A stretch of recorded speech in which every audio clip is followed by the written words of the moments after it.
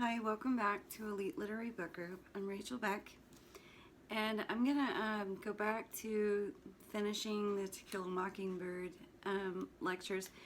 Sorry if you had been watching this and I just suddenly stopped, but I've been working on a manuscript and I finally finished it, and I needed some time just to focus on that. So now that's being sent off, looking for a literary agent and all that kind of stuff. So I'm going to go back to doing the videos, and then I'm posting some old videos I did years ago, so I look kind of different, but that's what the Great Gatsby one that I've been uploading.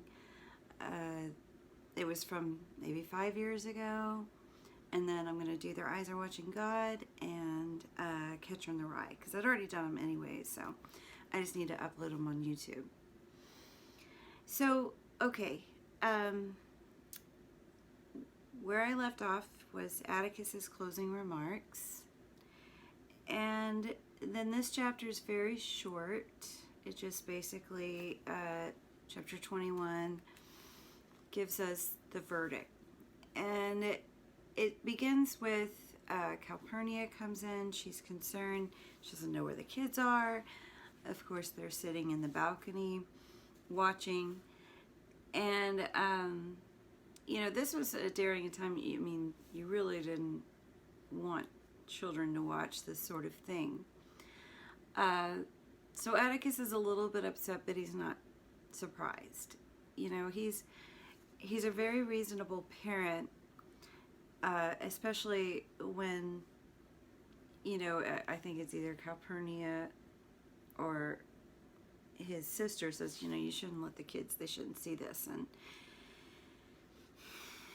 his attitude is, this is their community, this is their town, and this is the truth. I mean, it is what it is, and you can't really shelter kids from that. And I don't know that it's good to try to. I mean, to paint this world that just doesn't really exist. You should be able to talk to your kids about history and about things that happened, and not to make them feel guilty for any part of it, but just that this is the way, because this is human nature. This is the way we behave. If, of course, we buy into tribal behavior. So Jim is extremely convinced that this is such an open and shut case that they're obviously going to find Tom not guilty. And he even tells the reverend he's sitting next to, he says, don't fret about it. This is the jury will probably be only a few minutes. It's going to be fine. But the reverend, who has a little bit more life experience than Jim and has been around more, seen more things, he says, now don't you be so confident, Mr. Jim. I ain't never seen a jury decide in favor of a colored man over a white man. And what he basically just said is, this is what it's really about. Forget about all the evidence or lack thereof. That doesn't even matter. What matters is, are we going to take a black man's word over a white man's? And what does that mean if we do that? If we say that the white man is lying?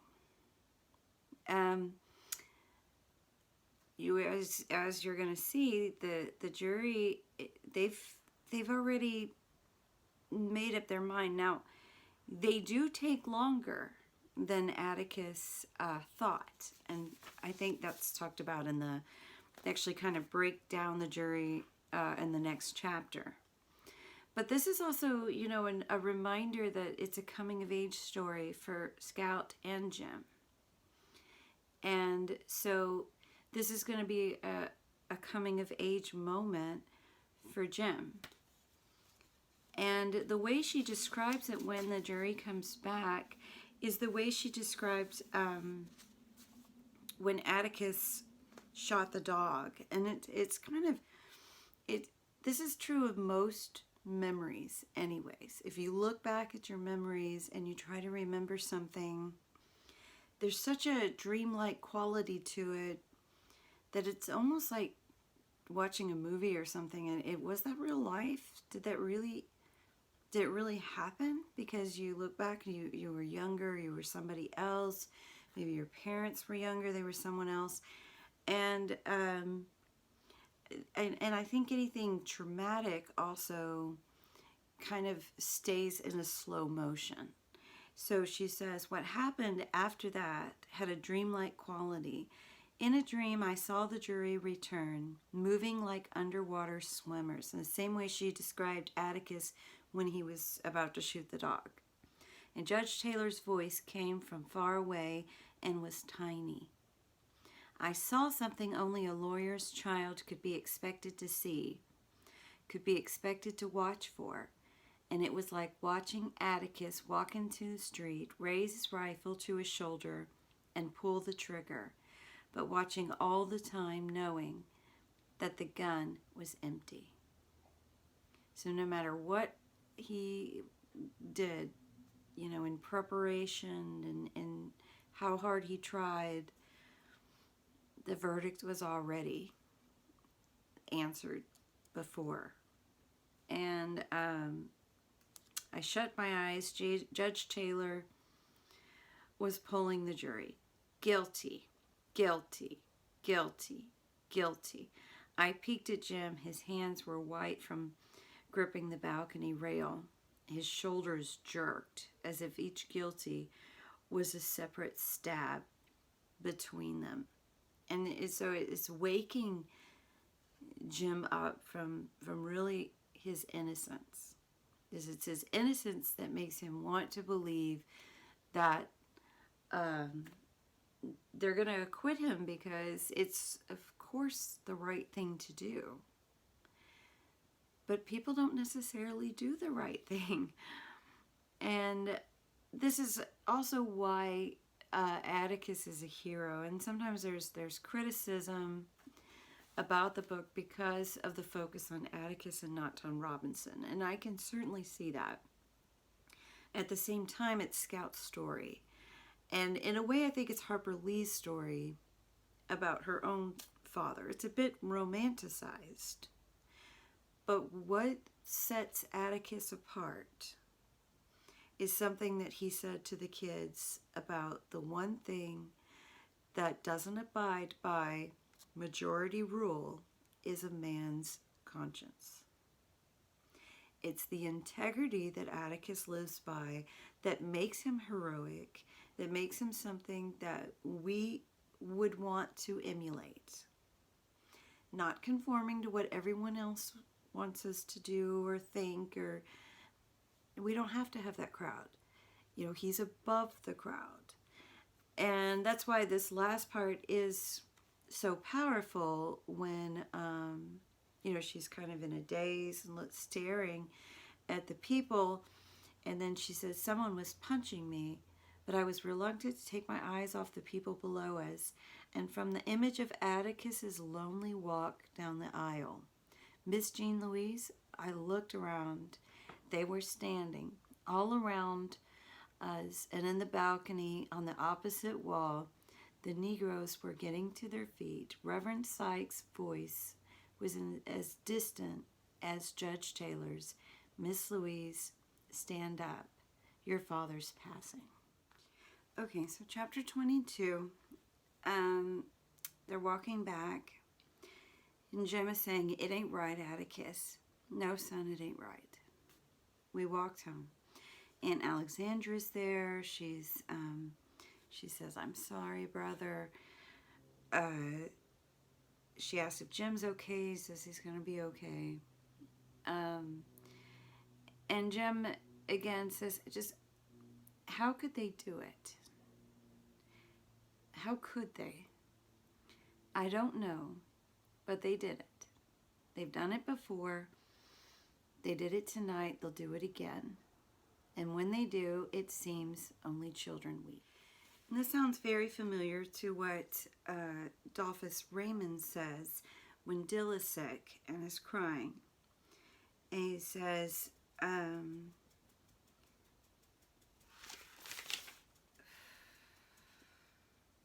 because you're children and you can understand it, and because I heard that one, he jerked his head at Dill. Things haven't caught up with that one's instinct yet. Let him get a little older and he won't get sick and cry. Maybe things will strike him as being not quite right, but he won't cry when he gets a few years on him. So he's basically saying, what happens to us as we get older? And why, it's almost as if, do we become more complacent and accept that, you know, things aren't fair and that there's nothing we can do about it? It's interesting that what follows this conversation is Dill says something to Alexandra. He's talking about, I think it's Rachel who he's talking about drinking. And he says, bet that woman drinks a pint for breakfast every morning. And Aunt Alexandra says, don't say that. It's not becoming of a child. It's cynical.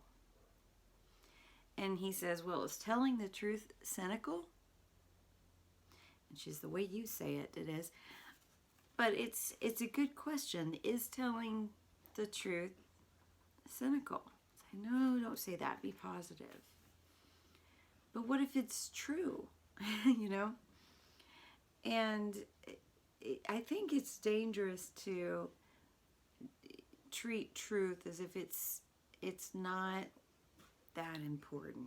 You know, don't let it change your beliefs. Don't let the facts get in the way, you know? They're probably made up anyway. It's just, it's almost like I want to believe a certain thing. And I want to see life from a certain perspective. And this is my perception. And nobody changed that. Well, that's part of the problem. That's, you know, it's part of the problem of injustice. That if you don't face something, and if you don't talk about something, how does it ever get resolved where you don't just unconsciously repeat it? Like history, just unconsciously do these things. If you don't investigate, well, why did people do this in the first place? What makes people behave that way? What makes a mob mentality? It's not just something of the past. We've seen it in recent news. We can see what a mob looks like when people get together. So at any rate, I'm kind of getting off the subject, but the important thing I think that is said in this chapter comes from Miss Maudie, who did not want to go see that, knew what was going to happen, and so she had the cakes ready, you know, to try to cheer the kids up by the time it was all said and done.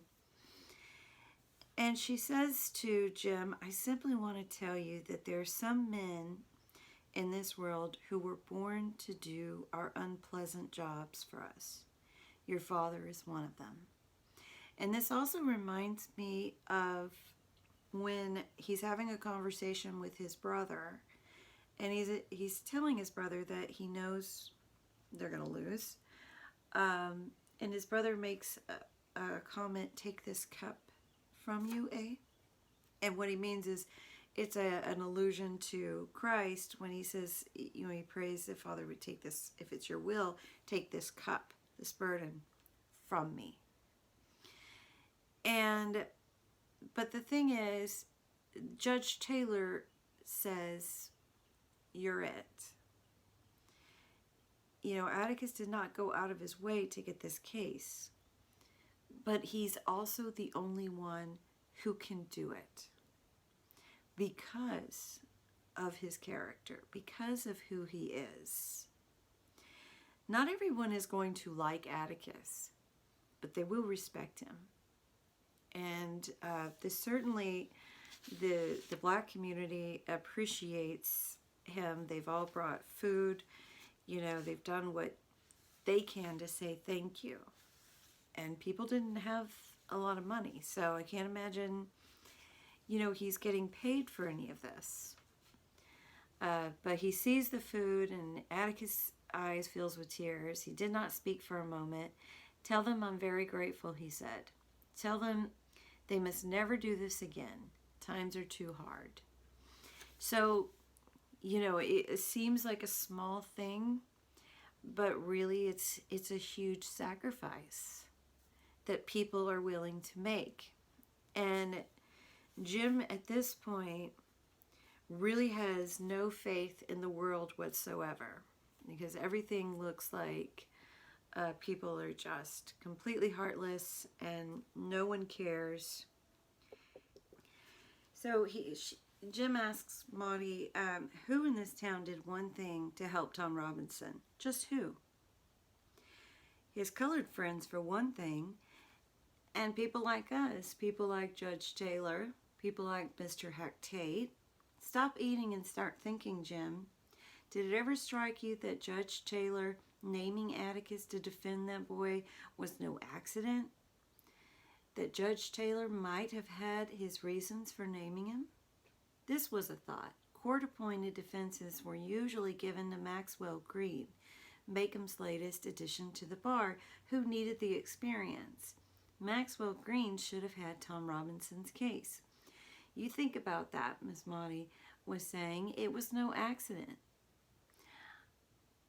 And I'll skip down a little bit. So she's basically pointing out that, and she says to him, it's a step in the right direction. Okay, this problem is not going to be solved with this case. But there were certain things that happened that years ago wouldn't have happened. So it is a step. We are going in the right direction. And at that point, Dill decides that he just wants to be a clown, and so that he can laugh at people. And Jim says, well, people are actually supposed to laugh at you. You're supposed to, clowns are actually sad. They're getting laughed at. And he says, well, I'll be a different kind of clown. I'm gonna make fun of the world. And I think that's Dill's way of speaking of being cynical. What about satire? I've got to figure out a way to psychologically cope with this kind of world. And at the very end of the chapter, Rachel and Stephanie are walking towards them, and they said, did you hear? And what is it? It was Miss Stephanie's pleasure to tell us this morning Mr. Bob Buell stopped Atticus on the post office corner, spat in his face, and told him he'd get him if it took him the rest of his life. So I'll end with that, and then we'll discuss that in the next chapter. All right, thanks for watching. Bye.